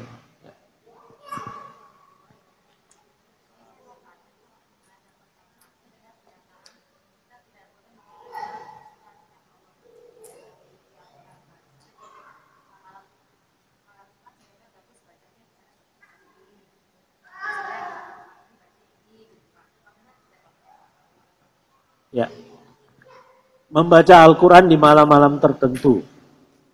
Nah, membaca Al-Quran itu kategorinya memang ibadah mahdhah. Ya. Karena yang kita baca adalah tulisan. Sementara banyak lagi tulisan-tulisan yang lain yang tidak harus dibaca. Jangankan koran. Ya. Hadis kalau dibaca-baca rutin gitu ya, itu terus yang dibaca itu nggak ada dasarnya. Gitu kan? Nah, kalau Al-Quran ini memang ibadah mahdhah. Ya. Allah lah yang menginginkan kita membacanya selalu. Rasulullah yang mengajarkan kita untuk sering-sering membacanya. Ya. Tapi kalau kita ingin khususkan di malam tertentu, kita khususkan surat tertentu, panduan kita adalah hadis. Ada nggak dasarnya? Bahwa malam Jumat kita harus baca surat ini. Kalau memang ada, kita laksanakan. Kalau tidak ada, jangan kita yakini bahwa surat itu ada kaitannya dengan malam Jumat. Yang umum di kita kan Yasin malam Jumat. Itu sangat identik sekali. Padahal tidak ada satupun hadis yang menghubungkan antara Yasin dengan malam Jumat dan hari Jumat. Itu nggak ada. Yang identik dengan malam dan hari Jumat hanya surat Kahfi. Tapi kenapa kok Kahfi nggak populer? Kok justru Yasin yang populer? Itulah masyarakat kita. Nah, makanya belum tentu yang banyak diamalkan oleh masyarakat itu benar. Benar dan salah patokannya qala Allah, qala Rasul. Kita cocokkan lagi, ada nggak? Nah, kalau kita cari surat-surat yang identik dengan Jumat adalah surat Kahfi saja. Kalau surat yang lain ada dalilnya tapi lemah. Ada yang mengatakan Tabarok, ya, Al-Mulk, ya, kemudian Al-Waqi'ah katanya, Ar-Rahman katanya, itu semua kurang kuat dasarnya. Yang paling kuat adalah surat Kahfi. Fadilatnya Allah akan menjaga kita dari fitnah Dajjal kalau kita rutin membacanya di setiap hari atau malam Jumat. Malam Jumat maksudnya ya Kamis malam dan sampai hari. Karena perhitungan hari dalam Islam patokannya maghrib. Kalau maghrib sudah berganti hari. Ya. Kalau sebelum maghribnya masih Kamis, sudah maghrib itu sudah Jumat. Sudah Jumat sampai besok maghrib itu Jumat semua. Masuk maghrib itu sudah Sabtu. Jadi bukan jam 12 malam. Ya, tapi maghrib patokannya. Maka saya hanya bisa tersenyum melihat postingan ya, atau BBM atau WhatsApp tentang bahwa malam ini satu shofar. Tepat jam 12 malam ini sudah masuk satu shofar. Ini udah pertama jam 12 malamnya, kedua shofar. Shofar itu setelah Muharram. Ya. SMS atau WhatsApp itu, postingan itu diposting di kemarin, di akhir bulan Rabiul Awal. Ini kan Rabiul Akhir. Jadi yang posting itu nggak ngerti. Ini kan bulan Rabiul Akhir, bukan bulan Shofar. Bulan Shofar setelah Muharram beberapa bulan yang lalu. Ya, jadi artinya jangan cepat-cepat memposting lah, ya, meneruskan atau men-share ya sesuatu yang kita tidak yakin. Karena takutnya kita akan juga menanggung dosanya. Ya. Kembali ke pertanyaan tadi ya, bahwa yang identik dengan hari tertentu dari surat-surat Al-Quran hanya surat Kahfi saja. Yang lainnya tidak. Dan hari yang tertentu itu yang disebutkan cuma hari Jumat saja. Tidak ada, kalau hari Senin surat apa yang dibaca? Nggak ada. Hari Ahad surat apa? Nggak ada. Jadi yang ada dasarnya cuma hari Jumat dan surat yang dibaca adalah surat Kahfi. Wallahualam kalau surat Yasin itu kelihatannya ingin menggabung-gabung, menghubung-hubungkan. Karena Yasin punya fadilat, Jumat juga punya fadilat. Antara yang punya fadilat kalau dihubungkan dengan yang punya fadilat itu akan klop. Jadi ijtihad saja. Padahal tidak ada kaitannya. Ya. Wallahualam. Silakan, masih 15 menit lagi.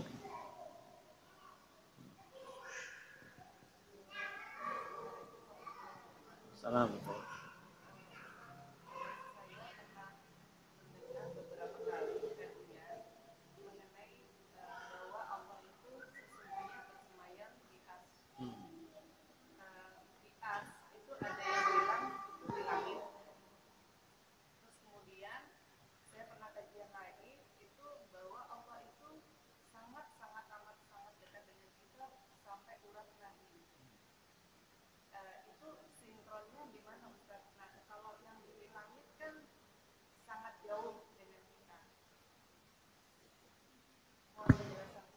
Ya, jazakillah khairan.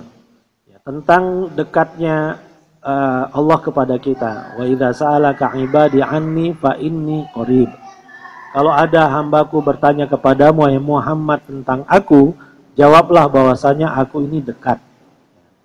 Kalau di surat Qaf, aqrabu min hablil warid, lebih dekat dari urat lehernya sendiri. Pertanyaannya bagaimana keakraban Allah dengan kita? Dekatnya Allah dengan kita itu seperti apa? Kalau secara letter harfiah, aqrabu min hablil warid, lebih dekat daripada urat leher kita sendiri. Allah memantau kita, sangat tahu detail apa yang kita lakukan, apa yang kita niatkan, Allah tahu. Di sisi lain, dalil juga mengatakan, ayat Al-Quran juga mengatakan bahwa Allah Ar-Rahman alal arsyistawa, bersemayam di atas arsy-Nya, di atas singgasananya. Di mana arsy Allah? Di langit yang ketujuh. Langit ada 7 lapis. Nah, apa-apa yang saya ungkapkan ini tidak boleh terungkap kecuali ada dalilnya. Jadi nggak sembarangan. Ya. Kita tidak boleh melanjutkannya atau menyimpulkannya berdasarkan logika kita. Allah bersemayam di atas arsy-Nya. Kemudian arsy adanya di langit. Apalagi? Sementara Allah juga dekat dengan kita. Ungkapan-ungkapan itu ada ayatnya semua. Kalau ada yang bertanya, kalau Allah ada di langit, di sisi lain Allah juga dekat dengan kita, lantas gimana? Yang nggak boleh itu gimana? Dalam ilmu tauhid, dalam ilmu tauhid, sifat-sifat Allah itu, pertama yang harus kita pegang, Allah Maha Sempurna. Jauh dan jauh sekali kesempurnaannya dibanding kita. Apapun sifat yang disebutkan di dalam Al-Quran, pemahamannya hanya untuk mendekatkan supaya kita ngerti saja. Yang sesungguhnya lebih canggih dari itu. Kalaulah boleh kita kaitkan dengan cerita kita di dunia ini, di gedung yang puluhan tingkatnya, apa-apa yang terjadi di setiap tingkat, di setiap ruangan, di setiap lorong yang ada di gedung itu bisa dipantau dari satu ruangan saja melalui layar CCTV. Oleh satu orang saja dia bisa memantau, oh di lantai ini masih ada orang. Itu kita, manusia. Bagaimana dengan Allah? Kita saja bisa melakukan yang seperti itu. Bahkan dengan kejanggihan teknologi sekarang ini, kalau di rumah kita pasang kamera ID ID kamera itu yang terhubung dengan modem, kita bisa pantau dengan handphone kita, dengan gadget kita. Di rumah kita sedang ada apa, bisa kita lihat di sini. Kita di sini, tapi rumah kita yang jauh bisa kita pantau dari sini. Jadi ada satu sekolah di Cipondoh yang wali muridnya bisa memantau anaknya sedang ngapain di kelas. Anaknya benar gak datang ke sekolah. Jadi tinggal buka handsetnya, dia lihat karena setiap kelas itu ada kameranya, ada IP kameranya, dan orang tuanya bisa melihat, wah anak saya sudah datang di sekolah, wah anak saya sedang tekun belajar, gak main-main, itu bisa kelihatan di situ. Sekali lagi itu kita, manusia ciptaan Allah. Bagaimana dengan Allah?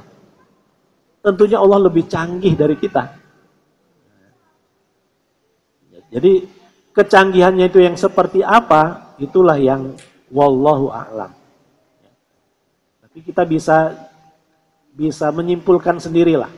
Kalau kitanya saja yang maha kurang ini bisa melakukan itu, kira-kira Allah seperti apa ya? Kecanggihan ilmunya. Kita makhluk yang sangat lemah ini saja bisa melakukan itu. Kira-kira Allah bagaimana? Jadi kita nggak perlu detail mengulas tentang Allah. Apa yang terjadi dalam diri kita renungkan. Kalau kita seperti ini berarti Allah lebih canggih lagi dan seterusnya. Jadi kata dekat itu bisa jadi Allah sudah ada di sekitar, sebagaimana dalam cerita CCTV tadi, atau peralatan-peralatan canggih yang ada di bangunan-bangunan yang canggih. Kalau penjaganya ingin menutup gerbang itu, dia tinggal pencet, tertutup gerbang yang di sana. Di tingkat 100 ditutup gerbangnya, tinggal pencet tombol yang lain, tertutup gerbangnya. Manusia ciptaan Allah bisa melakukan itu. Bagaimana dengan Allah? Jadi kalau detail kita ulas tentang Allah, nggak akan mampu otak kita. Tapi cukup kita lihat diri kita dan kita kiaskan, kita renungkan, kira-kira kalau kita seperti itu berarti Allah bagaimana? Para ulama kita mengulas tentang mata itu sampai detail sekali, tentang mata saja. Jadi ulama kita ini bukan orang-orang barat bukan ilmuwan barat, ulama kita. Ketika membahas tentang mata, apa fungsi mata, bagian organ-organ mata itu apa saja, kalau bagian satu itu lemah akan terjadi apa, itu diulas dalam kitab kuning. Bentuk kitabnya kayak kitab tafsir ini. Jadi kalau kitanya saja memikirkan diri kita secanggih ini, berarti Allah secanggih apa? Itulah pentingnya kita memahami sifat-sifat Allah, yang dengan memahami sifat-sifat Allah itu kita bisa merenungkan sendiri tanpa perlu mendetailkan bagaimananya. Karena para ulama, Imam Malik misalnya, ya, ketika ditanya tentang bagaimana Allah bersemayam di atas arsy-Nya, kaifal istiwa, Imam Malik menjawab, al-istiwa'u ma'lum wal kaifu majhul. Wal kaifu majhul wal imanu bihi wajib was su'alu anhu bid'ah. Istiwa itu maklum, ya, bisa kita pahami. Istiwa itu artinya bersemayam. Wal kaifu majhul, tentang bagaimananya itulah yang selamanya tidak mungkin bisa kita ketahui. Wal imanu bihi wajib, mengimani Allah bersemayam di atas arsy-Nya wajib hukumnya. Was-su'alu anhu bid'ah, tapi bertanya-tanya tentang bagaimana Allah bersemayam di atas arsy-Nya itu pertanyaan yang bid'ah. Artinya nggak boleh kita bertanya seperti itu. Kalau kita nggak boleh bertanya seperti itu, lantas apa yang kita lakukan? Memikirkan diri kita sendiri, memikirkan fenomena yang ada di alam semesta ini, kemudian kita renungkan, berarti Allah bagaimana? Kalau yang ada di alam semesta saja sudah luar biasa seperti ini, keharmonisannya, ada malam, ada siang, apalagi kita yang hidup di dekat Khatulistiwa ini, relatif antara siang dan malam ini tidak begitu jauh selisihnya. Selalu seperti ini, nggak pernah kurang begitu ya. Khususnya kita ya, waktu tidur kita relatif antara ya 4 jam, 5 jam itu bisa kita atur, tidak sama dengan mereka-mereka yang dekat dengan kutub utara atau yang dekat dengan kutub selatan, itu kacau ininya. Ya. Pembagian waktunya, pembagian musimnya, malam siangnya, ya di situ ya tidak sebagaimana kita. Ya. Alhamdulillah. Jadi dari apa yang terjadi di sekitar kita, yang ada di dalam diri kita pakai untuk merenungkan kemahabesaran Allah Subhanahu wa Ta'ala. Gugahan yang seperti itulah yang bertebaran kita dapatkan di dalam Al-Quran. Afala yanzuruna ilal ibili kaifa khuliqat wa ilas sama'i kaifa rufi'at wa ilal jibali kaifa nusibat wa ilal ardi kaifa sutihat. Itu adalah gugahan Al-Quran kepada kita. Tidakkah mereka melihat bagaimana unta itu diciptakan, bagaimana langit itu dipancangkan, bagaimana gunung itu ditambatkan, bagaimana bumi itu dihamparkan. Fadzakir, kan? Maka ingatlah Allah. Ingatkan, berilah peringatan. Jadi di dalam Al-Quran bertebaran ayat-ayat yang isinya adalah gugahan kepada kita untuk merenungkan kemahabesaran Allah Subhanahu wa Ta'ala tanpa harus mengotak-atik bagaimananya. Karena kalau kita ingat diri kita seperti ini, kita tahu sekitar kita, alam semesta ini seperti itu, yang keluar dari mulut kita adalah subhanallah. Ma khalaqta hadza batila. Tidaklah engkau ciptakan ini semua secara batil dan seterusnya. Jadi memang kalau ada yang bertanya itu, pertanyaan itu tidak harus dijawab, tidak boleh dijawab dan tidak pantas juga ditanyakan. Dan memang tidak boleh ditanyakan bagaimana Allah, bagaimana tangan Allah, bagaimana Allah bersemayam, bagaimana dan seterusnya, itu nggak boleh dipertanyakan. Kata Imam Malik dalam pernyataannya tadi, was-su'alu anhu bid'ah. Mempertanyakan bagaimana istiwa Allah di atas arsy-Nya adalah amalan yang bid'ah. Tidak pernah diajarkan oleh Rasulullah SAW. Seharusnya kita sudah mengerti sendiri kalau kita rajin mempelajari ayat-ayat Allah dan hadis-hadis Rasulullah SAW. Ya. Wallahu a'lam. Cukup ya, sudah jam 12 persis.